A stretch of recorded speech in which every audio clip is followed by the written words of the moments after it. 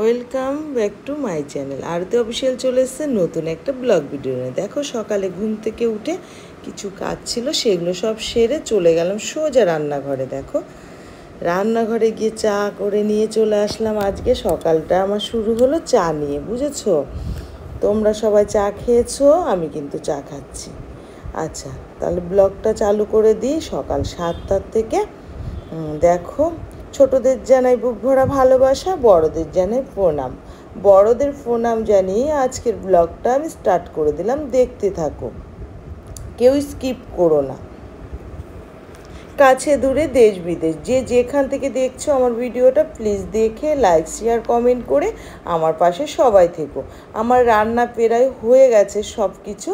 তারপরে দাদাভাই মাছ নিয়ে এসেছে, কাতলা মাছ, বুঝেছো? তা কি করব, দেখো কাতলা মাছটা ভেবেছিলাম দই কাতলা করব।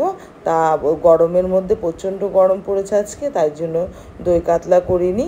আমি দেখো মশলা দিয়ে দিয়েছি, আর হচ্ছে আলু, সে পটল আর ঝিঙে দিয়ে পাতলা করে একটু ঝোল করেছিলাম। আর করে নিয়েছি পাট শাক, দেখো পেঁয়াজ দিয়ে, আর করেছি খানকুনি পাতা বাটা, খানকুনি পাতা বাটা। আর এই যে কাতলা মাছের ঝোল, দেখো বেশি গাঢ়ও না বেশি পাতলাও না করেছি।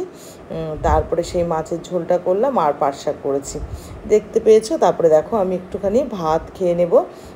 ভাতটা খেয়ে নিয়ে তারপরে আমি বেরিয়ে যাব, বুঝেছো? দেখো বেশি না, অল্প একটু ভাত খাচ্ছি, সবার খাওয়া হয়ে গেছে, আমি সবার লাস্টে খাচ্ছি, জানো তো?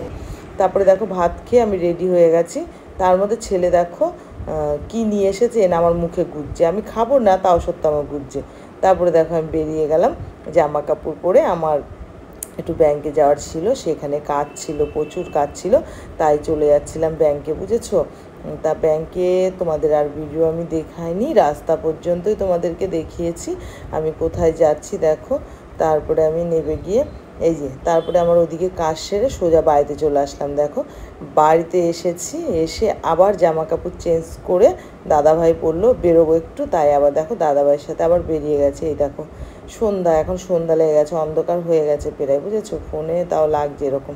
তারপরে দেখো রেডি হয়ে বেরিয়ে গেলাম। কোথায় যাচ্ছি আমাকে কিন্তু বলেনি, তবে চলো আমার সাথে তোমরাও চলো, তোমাদেরকে দেখাবো আমি কোথায় যাচ্ছি। হ্যাঁ, তারপরে দেখো কোথায় নিয়ে চলে গেছে, বাজার দিয়ে গিয়ে একটা বড় একটা মন্দিরে চলে গেছিলাম, বুঝেছো? সেটাও তোমাদের সাথে শেয়ার করবো। চলো আমার সাথে চলো সবাই, কেউ স্কিপ করো না, তাহলে দেখতে পাবে না। যাই হোক, আমার প্রিয় বন্ধুরা তোমরা সব কেমন আছো? আশা করি সবাই খুব ভালো আছো, আর আমিও খুব খুব ভালো আছি। আর তোমরা এত সাপোর্ট করছো, এর জন্য আমিও খুব খুব ভালো আছি, জানো তো? তা এইভাবে আমাকে সাপোর্ট করতে থাকো, তাহলে নিশ্চয়ই আমি একদিন অনেক বড় জায়গায় দাঁড়াতে পারবো, বুঝেছো? তারপরে দেখো আমি মন্দিরটায় চলে এসেছি, মায়ের মন্দির।